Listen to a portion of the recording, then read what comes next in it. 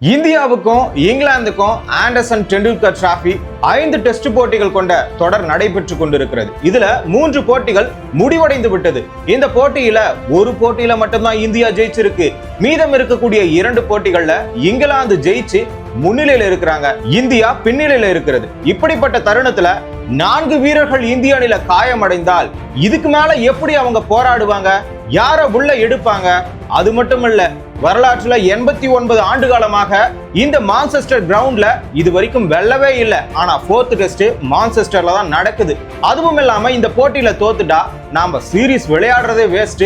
கடைசி போட்டி ஜெயிச்சா என்ன, ஜெயிக்கலனா என்ன? இந்த போட்டியில நாம வென்றால் மட்டும்தான் கடைசி போட்டியில நாம வெல்லுவோமா வெல்ல மாட்டோமான்ற எதிர்பார்ப்பு ரசிகர்கள் கிட்ட இருக்கும். அதுவும் இல்லாம கோப்பையும் நமக்கா அவங்களுக்கான காத்திருக்கும். இப்படிப்பட்ட சூழ்நிலையில கோச்சரையும் மாற்றி ஆகணும்னு சொல்லிட்டு ஹர்பஜன் சிங் ஐடியா கொடுத்திருக்கிறாரு. இதுல கோச்சரை மாத்துவாங்களா?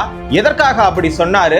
இந்த ரெக்கார்டை பீட் பண்ண முடியுமா சுப்மன் கில்லினுடைய இளம் படையினால? இதை பற்றிய தகவல்களை முழுமையாக இந்த தொகுப்புல பார்ப்போம்.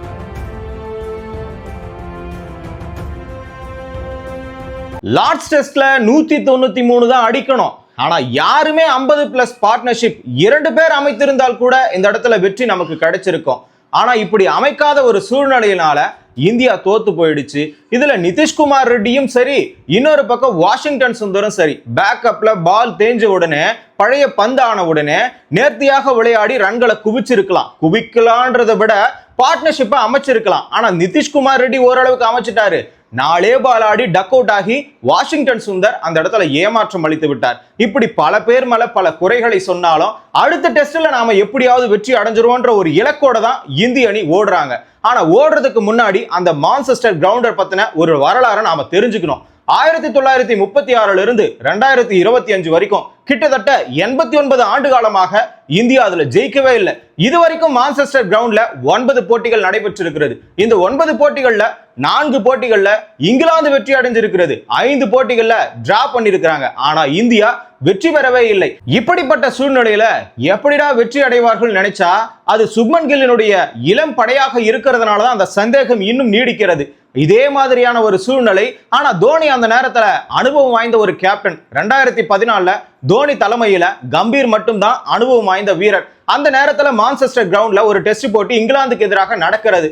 இந்த போட்டியில தொடக்க வீரர்களாக இருக்கக்கூடிய புஜாரா, முரளி விஜய், விராட் கோலி இவர்கள் 3 பேருமே டக் அவுட்ல வெளியேறாங்க. அதற்கடுத்து இருக்கக்கூடிய ரஹானேவும் அஸ்வினியும் வச்சு தோனி அவர்கள் கொஞ்ச நேரம் தாக்கு பிடிச்சு 152க்கு ஆல் அவுட் ஆகுறாங்க. இதுல ரஹானே அவர்கள் அவருடைய பொறுப்புல 24 ரன் அதிகமான பால்களை ஆடி கொஞ்ச நேரம் பார்ட்னர்ஷிப் கொடுத்தாரு தோனி கூட.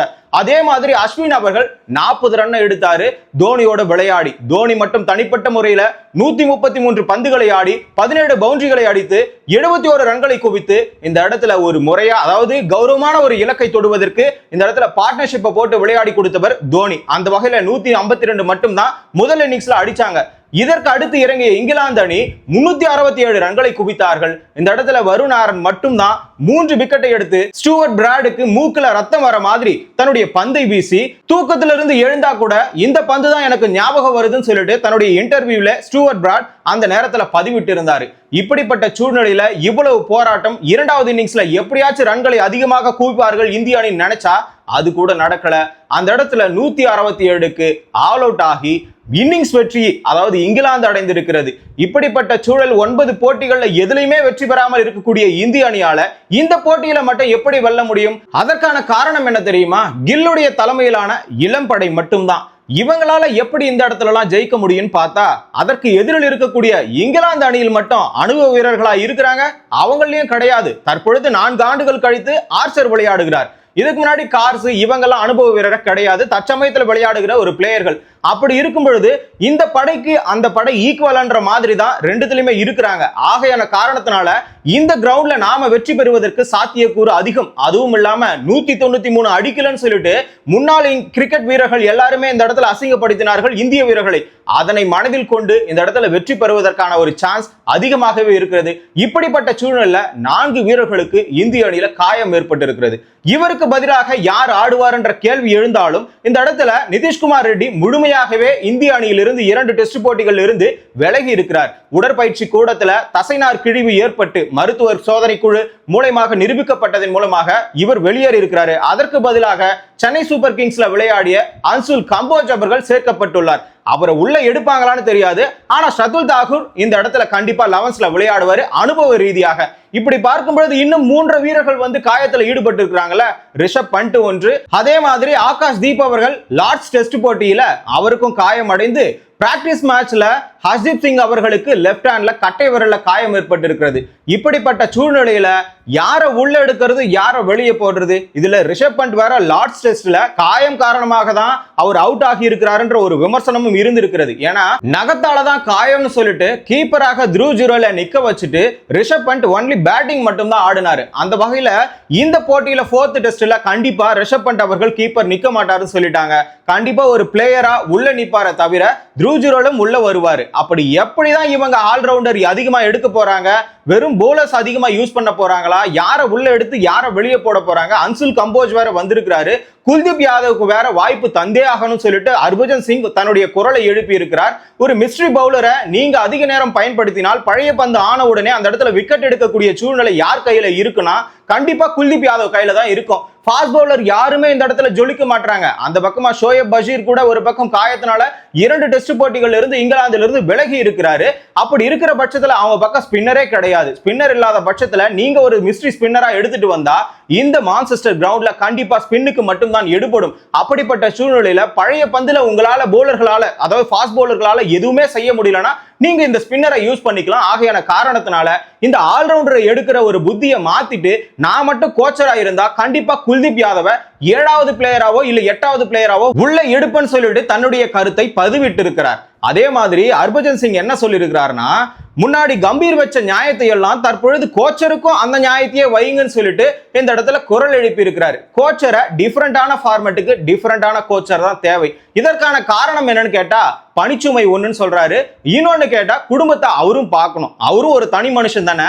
வெவ்வேறு தொடர்கள் அடுத்தடுத்து வந்து கொண்டே இருப்பதனால T20 முடிஞ்சா ODI வருது, ODI முடிஞ்சா டெஸ்ட் வருது, டெஸ்ட்லயே பாத்தீங்கன்னா ஆஸ்திரேலியா தொடர் வருது, நியூசிலாந்து தொடர் வருது, இன்னொரு பக்கம் இங்கிலாந்து தொடர் வருது. இதற்கெல்லாம் எப்படி ஒரே ஒரு கோச்சர் சமாளிக்க முடியும்? அதாவது தற்பொழுது கோச்சராக இருக்கக்கூடிய கம்பீர் அவர்கள் பேட்ஸ்மேன்களுக்கு என்ன சொன்னார்னா டிஃபரெண்டான ஃபார்மேட்டுக்கு டிஃபரெண்டான பிளேயர் தான் தேவை. அவர்களுக்கு பணிச்சுமை அதிகமா இருக்கும். அதுவும் இல்லாம 2024 T20 வேர்ல்டு கப் வரை ரோஹித் சர்மா மட்டும் தான் இந்த இடத்துல கேப்டனா இருந்தாரு. இவர் கேப்டனா இருக்க கூடாது, பணிச்சுமை அதிகமாக இருக்கும் காரணத்தினால T20ல ரிட்டையர்ட் ஆன உடனே ஒரே ஒரு ஃபார்மருக்கு மட்டும் இவர் கேப்டனா இருக்கட்டும்னு சொல்லிட்டு தான் ODIக்கு போட்டாங்க. டெஸ்டுக்கு சுப்மன் கில்ல போட்டாங்க. அதே மாதிரி T20க்கு சூரியகுமார் யாதவ் போட்டாங்க. அவர் சொன்ன நியாயமும் தர்மமும் சரிதான். இப்ப ஹர்பஜன் சிங் என்ன சொல்றாருன்னா அதே ஒரு கார்னர் பாயிண்ட உள்ள வச்சுக்கிட்டு பணிச்சுமை அதிகமாக இருக்கும். T20 ஃபார்மேட்டுக்கு தனி கோச்சரை போடுங்க, ODIக்கு தனி கோச்சரை போடுங்க, டெஸ்டுக்கு தனி கோச்சரை போடுங்க. அவங்க தொடருக்கு அவங்க ரெடி ஆகட்டும். ஏன்னா டெஸ்ட் தொடர் முடிஞ்ச உடனே ODI வந்தா, ODI முடிஞ்ச உடனே T20 வந்தா எப்படிதான் ஒரே கோச்சர் ஃபாலோ பண்ணுவார் எல்லாரையும்? அதுவும் இல்லாம டிஃபரெண்டான பிளேயர்ஸ் ஒவ்வொரு ஃபார்மேட்லயும் இருக்கிறாங்க. சூரியகுமார் யாதவ் T20ல இருந்தா ODIலயும் டெஸ்ட்லயும் இல்ல. அப்படிப்பட்ட சூழ்நிலையில நீங்க எப்படி எல்லா வீரரையும் தயார்படுத்துவீங்க? ஆகையினால இந்த இடத்துல கோச்சர் ஒரு ஃபார்மேட்டுக்கு ஒருத்தர் தான் இருக்கணும். இது இந்திய அணியில மட்டும்தான் இந்த 3 ஃபார்மேட்ல ஒரே ஒரு ஆள் மட்டும்தான் கோச்சரா இருக்கணும், ஒரே ஒரு ஆள் மட்டும்தான் கேப்டனா இருக்கணும். இந்த சூழ்நிலை இந்தியாவில் மட்டும்தான் இருக்கு. மற்ற அணிகள்ல எங்கேயுமே கிடையாது. ஒவ்வொரு ஃபார்மேட்டுக்கும் ஒவ்வொரு கேப்டன், ஒவ்வொரு ஃபார்மேட்டுக்கும் ஒவ்வொரு கோச்சர் இருக்கிறாங்க. ஆகையான காரணத்தினால நீங்க ஏன் மாற்றீங்க? இதை மாத்தியே ஆகணும். அப்படி மாத்தினா கண்டிப்பா அவங்களுடைய நடவடிக்கையும் திட்டமும் வேற மாதிரி இருக்கும், அணுகுமுறையும் வேற மாதிரி இருக்கும்னு சொல்லிட்டு ஹர்பஜன் சிங் இந்த இடத்துல பதிவிட்டு இருக்கிறாரு. இப்போ ஹர்பஜன் சிங் சொன்ன மாதிரி எல்லா ஃபார்மேட்டுக்கும் கம்பீர கோச்சரா இல்லாம தூக்கிட்டு ஒவ்வொரு ஃபார்மேட்டா போட்டாலும் சரிதான். ஆனா இன்னொரு பாயிண்ட் என்னன்னா இந்த இடத்துல குல்தீப் யாதவ் அவர் எடுக்கணும்னு சொல்லிட்டு கட்டாயமா சொல்லி இருக்கிறாரு. அந்த வகையில டீம்ல நீங்க வந்து பாத்தீங்கன்னா 7 பேட்ஸ்மேன் 6 பேட்ஸ்மேன் வச்சுட்டு இருந்தாலே போதும். 4 பவுலர்ஸை வெறும் பியூர் பவுலர்ஸா வச்சுட்டு இருந்தா கண்டிப்பா வெற்றி அடையலாம். அதுவும் இல்லாம 6 பேட்ஸ்மேன்கள் அடிக்க முடியலன்னா இந்த 4-5 பவுலர்ஸ் வந்து சேர்ந்து இந்த இடத்துல வெற்றியை தீர்மானிக்கக்கூடிய அளவிற்கு அவர்களுடைய போலிங் இருக்க வேண்டும் என்றுதான் ஹர்பஜன் சிங் சொல்றாரு. அந்த வகையில குல்தீப் யாதவ் இந்த 4th டெஸ்ட்ல எடுக்கணுமா வேணாமான்னு சொல்லிட்டு நீங்க கமெண்ட்ல சொல்லுங்க. கிரிக்கெட் நிகழ்வுகளை முழுமையா தெரிஞ்சுக்கணுமா? தமிழரசன் பார்வையாளர் சேனலை சப்ஸ்கிரைப் பண்ணிக்கோங்க.